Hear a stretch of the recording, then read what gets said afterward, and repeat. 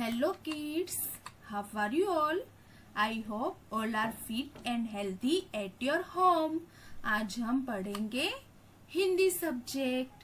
तो बच्चों, मैं आप सबसे एक सवाल पूछती हूँ कि दुनिया में रहने वाले सारे लोग क्या एक जैसे दिखते हैं? क्या होगा इसका आंसर? चलो बताओ, यस या नो? No right answer.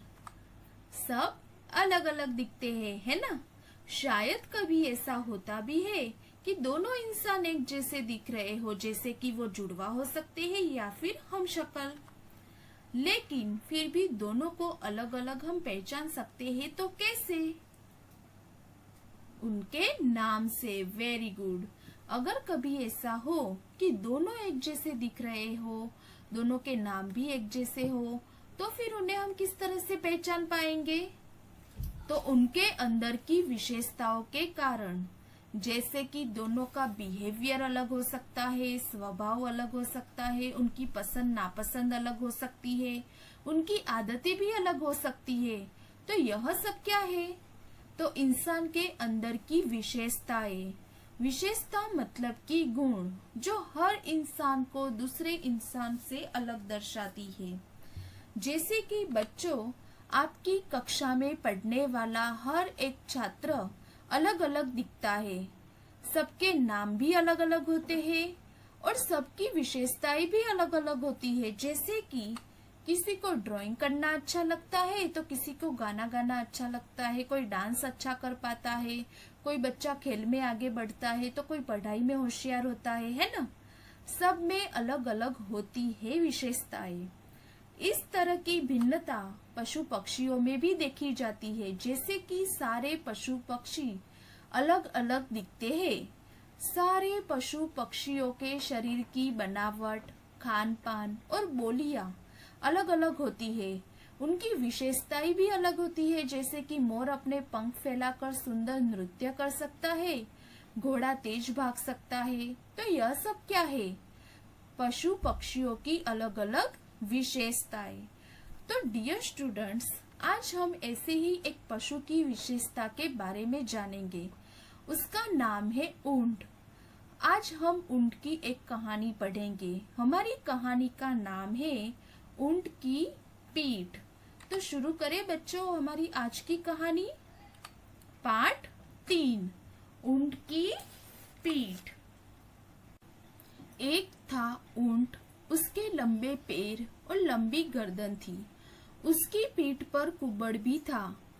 तो ऊंट, आप सबने देखा है बच्चों ऊंट को? यस। तो वो कैसा होता है? उसके पैर लंबे होते हैं, गर्दन भी लंबी होती है और उसकी पीठ पर कुबड़ होता है। और कुबड़ यानी कि उसका मतलब होता है कि पीठ पर बनी बड़ी गांठ। इस कारण उसके मित्र उसकी हंसी उड़ाते थे। तो ऊंट के जो पैर और गर्दन लंबी होती है, पीठ पर कुबड़ होता है, उसके जो शरीर की बनावट थी, वो देखकर हमेशा उसके मित्र उसकी हंसी उड़ाते थे। वह अक्सर अकेला ही बैठा रहता था। अक्सर यानी कि ज्यादातर, वह ज्यादातर अकेला ही बैठा हुआ रहता था। एक दिन बंदर और खरगोश उसके पास आए और बोले, देखो तुम्हारा शरीर कितना बेडोल है। बेडोल का मतलब होता है कि जिसका कोई आकार ही नहीं है, शेपलेस। तो वो ऊंट को कहते हैं कि तुम्हारा शरीर कितना बेडोल है। हम सब तुमसे कहीं अधिक सुंदर है। अधिक यानी कि ज्यादा। तो हम सब तुमसे कहीं ज्यादा सुंदर दिखते हैं। यह सुनकर ऊंट बहुत दुखी हुआ। यह सारी बातें सुनकर ऊंट बहुत दुखी हो जाता है। दुखी यानी कि अपसेट हो जाता है, परेशान हो जाता है, क्योंकि कोई हमें आकर कहेगा कि तुम तो अच्छे नहीं दिखते हो, तुम बहुत बदसूरत हो, तो हमें अच्छा लगेगा? नहीं। उस तरह से ऊंट को भी बुरा लगता है यह सारी बातें सुनकर। एक दिन वह बहुत उदास था। यह सारी बातें सोच सोच कर वो हमेशा उदास ही रहता था, लेकिन एक दिन वह बहुत ही उदास था। उसके कुछ मित्र उसे खेलने के लिए बाहर बुला रहे थे, परंतु ऊंट नहीं गया, क्योंकि वो इसी सोच में था कि सच में मैं इतना बेडोल हूँ, इतना बदसूरत हूँ। यही सोच में वो डूबा हुआ रहता था और उदास रहता था। एक दिन उसके मित्र उसे खेलने के लिए बुलाते हैं, लेकिन फिर भी ऊंट नहीं जाता है। उसकी माँ ने उससे पूछा, बेटा क्या बात है, तुम बाहर खेलने क्यों नहीं जा रहे? तो उनकी माँ आती है और उससे पूछती है कि बेटा आज क्या बात है, तुम इतने उदास क्यों हो कि तुम बाहर खेलने भी नहीं जा रहे हो? ऊंट ने दुखी होकर कहा, माँ सारे मित्र मुझ पर हंसते हैं। तो ऊंट अपनी माँ को सारी सच्ची बात बता देता है कि सारे मित्र मुझ पर हंसते हैं जब मैं उनके साथ खेलने जाता हूँ तब। क्यों? माँ ने हैरानी से पूछा। हैरानी यानी आश्चर्यचकित हो जाती है माँ की, ऐसा क्यों करते हैं सारे मित्र तुम्हारे साथ?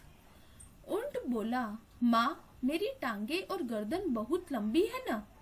तो ऊंट अपनी माँ को बताता है कि माँ मेरी टांगे टांगे यानी कि पैर, मेरे पैर और गर्दन बहुत लंबे हैं और मेरी पीठ पर कुबड़ भी है, इस कारण सब मुझ पर हंसते हैं। अब मैं कभी उनके साथ नहीं खेलूंगा। तो उनका जो बच्चा होता है वो अपनी माँ से कहता है कि मेरी टांगे और गर्दन लंबी है, पीठ पर कुबड़ है, इन सब बातों के कारण सारे मित्र मुझ पर हंसते रहते हैं, अब मैं कभी उनके साथ नहीं खेलूंगा। माँ ने उनको समझाते हुए कहा, बेटा तुम परेशान मत हो, जिन्हें तुम अपने बेडौल होने का कारण समझते हो वही तुम्हारी विशेषताएं हैं। तो माँ अपने बेटे को समझाती है कि बेटा इन सब बातों से तुम परेशान मत हो, क्योंकि जिन्हें तुम अपने बेडौल होने का कारण समझ रहे हो वो तो तुम्हारी विशेषताएं हैं, विशेषता यानी कि गुण है, वो तो सब तुम्हारे।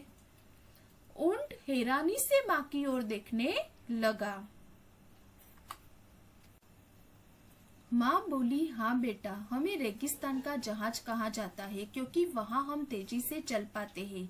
हमारे पैर इस प्रकार बने हैं कि रेत में धंस नहीं पाते।